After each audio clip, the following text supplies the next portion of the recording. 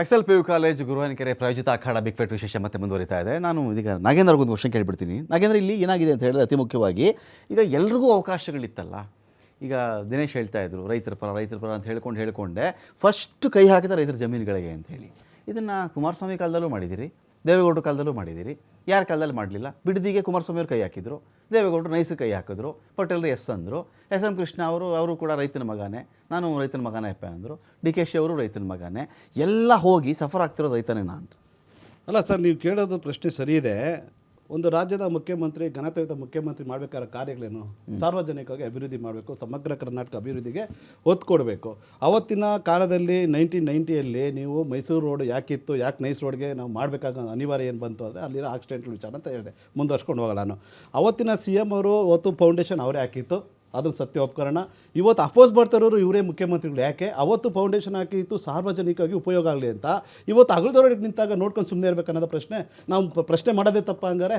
ಇವತ್ತು ನಾವು ಕೇಳ್ತಿರೋ ಪ್ರಶ್ನೆ 12/12/2016ರಲ್ಲಿ 18/2020ರಲ್ಲಿ ಒಂದು TB ಜಯಚಂದ್ರದ್ದು ಒಂದು ಅಧ್ಯಕ್ಷದಲ್ಲಿ ಒಂದು ಕಮಿಟಿ ಒಂದು ಫಾರ್ಮ್ ಮಾಡ್ತಾರೆ. ಅದು ಕಾಂಗ್ರೆಸ್ ಗೌರ್ಮೆಂಟು ಫುಲ್ ಫ್ಲೆಡ್ಜ್ ಆಗಿ ಅವತ್ತು ಸರ್ಕಾರ, ಸಿದ್ದರಾಮಯ್ಯ ಸರ್ಕಾರ ಆಯಿತು. 2014ರಿಂದ 18ವರೆಗೂ ಸರ್ಕಾರ ಇತ್ತು, 13ರಿಂದ 18ವರೆಗೂ ಸರ್ಕಾರ ಇತ್ತು. ಅವತ್ತು TB ಜಯಚಂದ್ರ ಅಧ್ಯಕ್ಷತೆ ಕಮಿಟಿ ಮಾಡಿಬಿಟ್ಟು ನೈಸ್ ವಿಚಾರದಾಗಿ ನೀವು ಪರಿಶೀಲನೆ ಮಾಡಿ ಅಂತ ಬಂದಾಗ ಅಧ್ಯಕ್ಷತೆಯಲ್ಲಿ ಒಂದು ಸದನದಲ್ಲಿ ತಗೊಂಬಂದೆಲ್ಲ ರಿಪೋರ್ಟ್ ಮಾಡಿದಾಗ ಏನು ಆ್ಯಕ್ಷನ್ ತಗೊಂತು ಗೌರ್ಮೆಂಟ್? ಅವತ್ತು 5 ವರ್ಷ ಕಾಂಗ್ರೆಸ್ ಸರ್ಕಾರ ಇತ್ತು, ಅವತ್ತೇ ರಿಪೋರ್ಟ್ ಮಾಡಿದ್ದಾರೆ. ಕೆರೆಗಳು ಒತ್ತುವರಿಯಾಗಿದ್ದಾವೆ.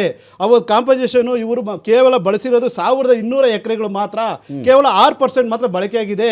ಇನ್ನು ಉಳಿದ ಎಕರೆಗಳು ಒಂದು ವಶಪಡಿಸ್ಕೊಂಡು ಇವತ್ತು ನೀವು ಅಲರ್ಟ್ ಮಾಡ್ಕೊಂಡು ಇವತ್ತು ಅದನ್ನ ಏನು ಮಾಡಿದೆ. ಹೊಸಕೇರಿ ಹತ್ರ ನೀವು ಶೋಭಾ ಅಪಾರ್ಟ್ಮೆಂಟ್ಗೆ NOC ಕೊಟ್ಟವ್ರು ಯಾರು ಅನ್ನೋ ಪ್ರಶ್ನೆ. ಅವತ್ತು TB ಜಯಚಂದ್ರ ಏನೋ ವರದಿನೇ ಇವತ್ತು ನೀವು ತಿರಸ್ಕಾರ ಮಾಡಿಬಿಟ್ಟು ಇವತ್ತು ಸರ್ಕಾರ ಇದು ಹೈಕೋರ್ಟ್ ಇವತ್ತು ಆದೇಶ ಮಾಡಿದೆ, ಫಸ್ಟ್ ಅದನ್ನ ನೀವು ವಶ ಪಡ್ಕೊಳ್ಳಿ, ಸರ್ಕಾರ ಅದನ್ನ ತಗೊಳ್ಳಿ ಅಂದಾಗ ನೀವು ಕಣ್ಮುಚ್ಚಿ ಕುಂತಿದ್ದೀರಂತಂದ್ರೆ ನೀವು ಎಷ್ಟು ಸಹಕಾರ ಕೊಡ್ತಾ ಇದ್ರಿ? ನೀವೊಬ್ಬ ಲೂಟಿಗಾರ, ಒಂದು ಭ್ರಷ್ಟ. ಇವತ್ತು ನೈಜವಾದ ರೈತರಿಗೆ ಕೇವಲ 23% ನೀವು ಇವತ್ತು ಅವ್ರಿಗೆ ನೀವು ಅವ್ರ ಪರಿಹಾರ ಕೊಟ್ಟಿದ್ದೀರಿ. ಕೇವಲ ಕವಡೆ ಕಾಸಿನ ಪರಿಹಾರ ಕೊಟ್ಟಿದ್ದೀರಿ. 63% ಕೊಡ್ಲೇ ಇಲ್ಲ.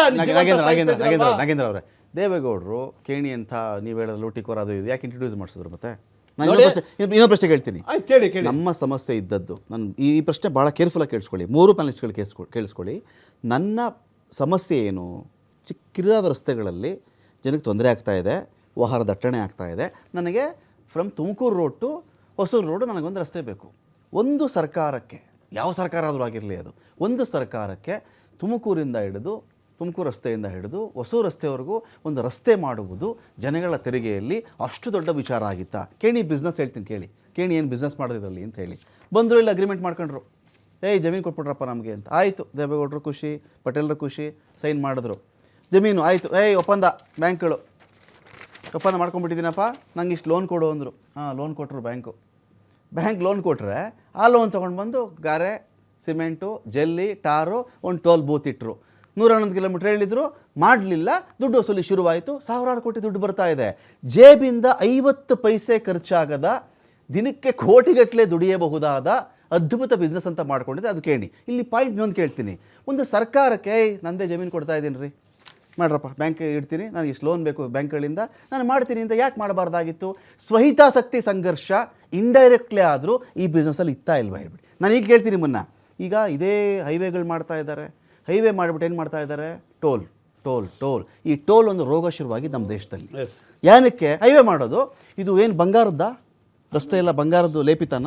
ಶೀಟ್ಗಳು ಹಾಕಿ ಇಲ್ಲ ಅಲ್ಲ. ನನ್ನ ಹತ್ರ ಟ್ಯಾಕ್ಸ್ ತೊಗೋತಾರೆ, ಪೆಟ್ರೋಲು ಟ್ಯಾಕ್ಸ್ ತೊಗೋತಾರೆ, ನನ್ನ ಗಾಡಿ ರಿಜಿಸ್ಟ್ರೇಷನ್ ಆಗಬೇಕಾದ್ರೆ ಗೌರ್ಮೆಂಟ್ ಟ್ಯಾಕ್ಸ್ ತಗೊಂಡು ನಿನಗೇನೋ ನಾನು ಸ್ವಲ್ಪ ನೈಸಾಗಿ ರೋಡ್ ಮಾಡಿಬಿಟ್ಟಿದ್ದೀನಿ ಅಂತ ಹೇಳಿ ಅಲ್ಲಿ ನೀವು ನನ್ನ ಟ್ಯಾಕ್ಸ್ ತೊಗೋತಿರಲ್ಲ, ನಾನು ಟೋಲ್ ತೊಗೋತಿರಲ್ಲ. ಸರಿನಾ ಒಂದು ಸರ್ಕಾರ ಮಾಡೋ ಕೆಲಸನ? ಮತ್ತು ನಾನು ಟ್ಯಾಕ್ಸ್ ಏನಕ್ಕೆ ಕಟ್ಟಬೇಕು ನಾನು ನಿಮಗೆ?